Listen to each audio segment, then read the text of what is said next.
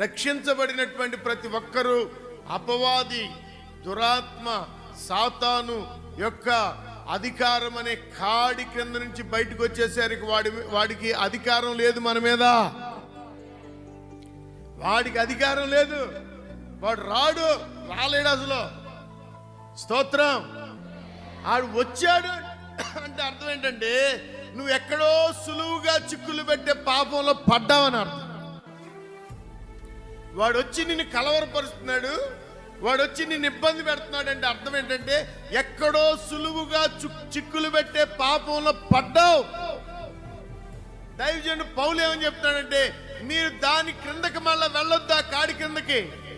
ఎందుకంటే ఈ స్వాతంత్ర్యం అనుగ్రహించి క్రీస్తు మిమ్ములను స్వతంత్రులుగా చేశాడు. మీరు స్వతంత్రులుగా ప్రకటించబడ్డారు.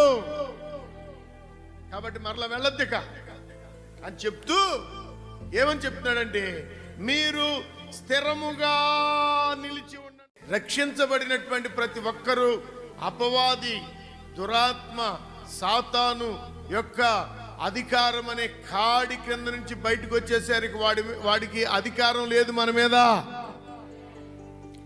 వాడికి అధికారం లేదు. వాడు రాలేడు అసలు. స్తోత్రం. ఆడు వచ్చాడు అంటే అర్థం ఏంటంటే నువ్వు ఎక్కడో సులువుగా చిక్కులు పెట్టే పాపంలో పడ్డావని అర్థం. వాడు వచ్చి నిన్ను కలవరపరుస్తున్నాడు, వాడు వచ్చి నిన్ను ఇబ్బంది పెడుతున్నాడు అంటే అర్థం ఏంటంటే ఎక్కడో సులువుగా చిక్కులు పెట్టే పాపంలో పడ్డావు. దైవజనుడు పౌలు ఏమని చెప్తాడంటే మీరు దాని క్రిందకి మళ్ళా వెళ్ళొద్దా, కాడి కిందకి. ఎందుకంటే ఈ స్వాతంత్ర్యం అనుగ్రహించి క్రీస్తు మిమ్ములను స్వతంత్రులుగా చేశాడు. మీరు స్వతంత్రులుగా ప్రకటించబడ్డారు.